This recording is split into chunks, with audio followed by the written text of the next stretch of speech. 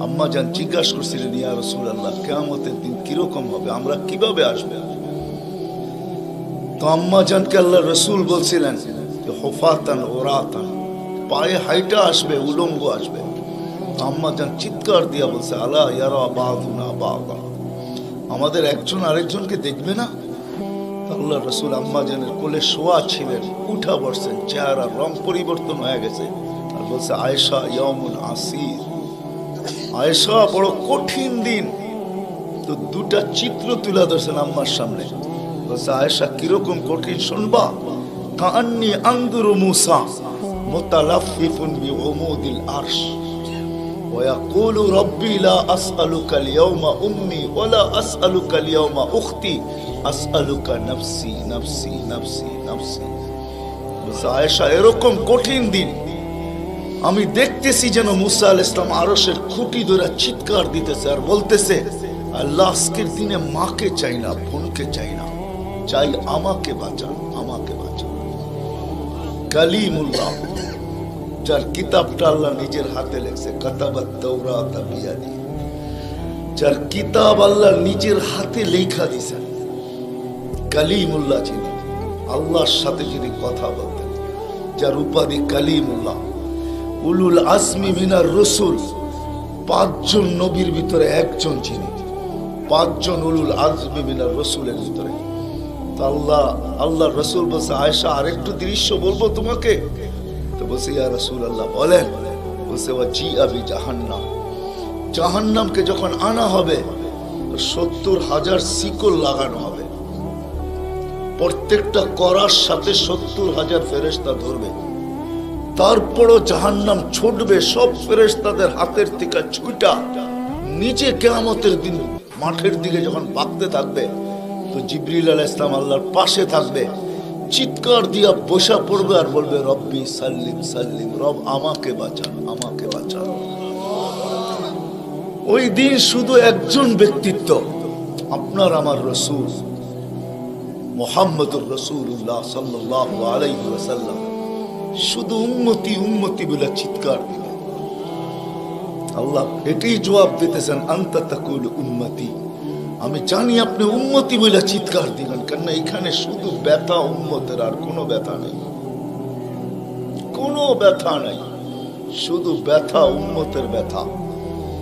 এমন এক ব্যথা দিলের ভিতরে ছিল, তো বলছে আপনি উম্মতি বলে চিৎকার দিবেন, আমি বলবো রহমতি রহমতি, 99 রহমত রাখা আছে, সালতো তা, ওই দিন আপনি চাবেন আমি দিব, শাফি তুসাফা, আপনি সুপারিশ করবেন আমি মঞ্জুর করব। আর এক রিওয়ায়াতে আল্লাহ বন্ধুকে সান্ত্বনা দিয়েছেন, বন্ধু আনা মালিকি ইয়াউমিদ্দিন আনতা সাহিবা ইয়াউমিদ্দিন, আমি কিয়ামতের মালিক বটে, কিন্তু বাদশা কিন্তু আপনি, আমি মালিক কিন্তু বাদশা আপনি। ব্যথা ছিল, ব্যথা। সুনামগঞ্জের মানুষ আমার চেয়ে বড় বড় ওলামার আওয়াজ করছে, আমি শুধু আপনাদেরকে একটু নবীর ব্যথা শুনাইতেছি, কিরকম ব্যথা ভিতরে ছিল। চলেন, যখন ব্যথাই শুনাইতেছিলাম তো আরেকটু শুনাই। প্রথম সিংহায় ফুতে সব ধ্বংস হয়ে যাবে, এটাকে নফখাতুল উলা বলে, কিয়ামত যেটাকে বলে। দ্বিতীয়টাকে নফখাতুন নুশুর বলে, দ্বিতীয় সিংহা ফুতে সব আবার জন্ম হবে, সব পয়দা হবে। কিন্তু এর আগে মৌত সবার হয়ে যাবে, মালাকুল মৌতেরও মৌত হবে, এটাও সত্য, হাদিসে আছে। আমি অতদূর টানতে চাইতেছি না। সর্বশেষ যখন মালাকুল মৌত থাকবে, তা আল্লাহ জিজ্ঞেস করবে, মাম বাকিয়া ইয়া মালাকুল মৌত, কে বাকি? তো বলবে, লা মা বাকিয়া আহাদ ইল্লা আনা ওয়া আনতাল হাইয়ুল লাযী লা তামুত। আকাশ জমিন আরশের নিচে কোথাও কোনো সৃষ্টি বাকি নাই, শুধু আমি একা বাকি আর আপনি। আল্লাহ জিজ্ঞাসা করবে, আইনা আনতা, তুমি কোথায়? তো বলবে, তাহতা আরশিক, আমি আপনার আরশের নিচে, উপরে তো না। আল্লাহ বলবে, মাদা তারাও, আরশের নিচে তাকায় দেখো তো কি দেখা যায়? তো উনি লেখা দেখবে, আজকেও আছে, ওই দিনও উনি দেখবেন, ইন্নী কাতাবতুল মৌত আলা মান তাহতা আরশি, আমার আরশের নিচে যে আছে তাকে মরতেই হবে। আল্লাযী হাই চিরঞ্জীব ফাহুয়া ফাওকা আরশি, সে আমার আরশের উপরে বিরাজমান। তো বলবে আল্লাহ এই লেখা আছে এখানে, তা আল্লাহ বলবে ফাতামুত আনতা, এবার তোমার পালা। ফাইন্নাকা তাহতা আরশি, তুমি আমার আরশের নিচে। ওয়া ইন্নী কাতাবতুল মাউত আলা মান তাহতা আরশি, আর আমার আরশের নিচে যে আছে তাকে মরতেই হবে। সায়ুলকি আলাইহি সাকারাতাল মাউত, আল্লাহ ওনার উপরে মৃত্যুর যাতনা ঢালবেন। আজকে যদিও উনি মৃত্যু সম্বন্ধে কিঞ্চিত ধারণাও রাখেন না, আমার বিশ্বাস উনি মৌত কি জিনিস জানেন না, এটাই তো সত্য। কি যাতনা বিষে বুঝিবে সে কিসে, কবু আসি বিষে ডংসিনি জানে। সাপের বিষ তো ওই বোঝে যাকে সাপে দংশন করছে।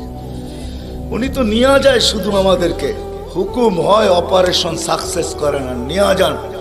এমনকি প্লেনের ভিতরে উনি অপারেশন চালান, ঠিক না? মানুষ প্লেনও মরে ইদানি, আগেও মরছে। উনি নিয়ে যান, উনি মৃত্যু সম্বন্ধে কিঞ্চিত ধারণা রাখেন না। তো যখন আল্লাহর ওনার উপরে সাকরাতুল মউত, সায়ুলকি আলাইহি সাকরাতুল মউত, মৃত্যুর যাতনা আল্লাহ ঢালবেন, তো ওই দিন উনি চিৎকার দিবে, চিৎকার। কিরকম চিৎকার?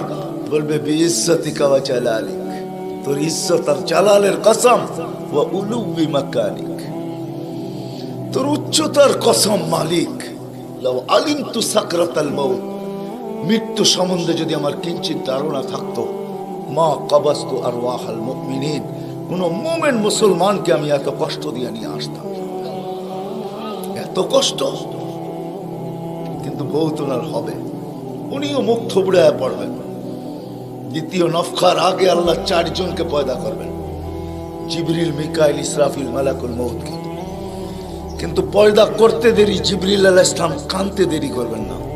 3 জন জিজ্ঞাসা করবে কান্নার কারণ, বলে ইদান ইউমার ইসরাফিল, এখনই হুকুম করা হবে ইসরাফিলকে নফখাতুন নুশুরের জন্য, আর আমাকে হুকুম করা হইবে আল্লাহর বন্ধুকে মাকামে মাহমুদে নিয়ে আসার জন্য। কিন্তু আমি আমার মৃত্যুর পরে ভুলে গেছি উনার কবর কোথায়। তো 3 জন বলবে সহজ সমাধান, ফাসআলিল আরদা, তুমি জমিনকে জিজ্ঞাসা করো। তো জিবরিল আলাইহিস সালাম জমিনকে জিজ্ঞাসা করবে আইনা কবরা হাবিবার রহমান, আল্লাহর বন্ধুর রওজা কোথায়? তো জমিন উত্তর দিবে কাদ দাক্কানি আল্লাহু দাক্কা ফানাসিত, প্রথম সিংহায় ফুতে আল্লাহ আমাকে এরকম ধুনা ধুনছে, এরকম ছানা ছানছে। ছানা বোঝেন? ধুনা বোঝেন? এরকম ধুনা ধুনছে, ফানাসিত, আমিও ভুলে গেছি কোথায় রাখছি। এটা মাঝে মাঝে আমাদের সাথেও ঘটে। টুপি যাবে খোঁজে সারা ঘরে, ঠিক না? সারা ঘর মাথায় উঠে ফেলে, হঠাৎ পকেটে হাত দিয়া দেখে টুপি আর জিব্বাটা কামড় দিয়ে বেরিয়ে চলে যায়, ঠিক না? নাহলে তো ঘরালার আবার এর মাথা খারাপ করবে, ঠিক না? আমাদেরও ঘটে, জমিনও ভুলে যাবে। ওই দিন আল্লাহ রসুলের কবর থেকে নূর বাহির হবে, নূর, নূর, নূর, নূর, হাত্তা ইয়াসাদ আরশার রহমান, আল্লাহর আরশ পর্যন্ত পৌঁছবে। আজকে বাহির হয় না, আজকে বাহির হলে দুনিয়া দুনিয়া থাকবে না, শেষ। আজকে সুযোগ নাই, ওই দিন বাহির হবে। জিবরিল আলাইহিস সালামকে হুকুম করা হবে নিয়ে আসো মাকামে মাহমুদে, নিয়ে আস, যাবে। পরেরটা হইল সুনামগঞ্জের মানুষ বুঝার, যদি ভিতরে দিল থাকে তাহলে বুঝবেন, নাহলে বুঝবেন না। উনি যাবে, পর মারবে পর, আর বলবে তুমি হাবিব আর রহমান, আল্লাহর বন্ধু ওঠেন।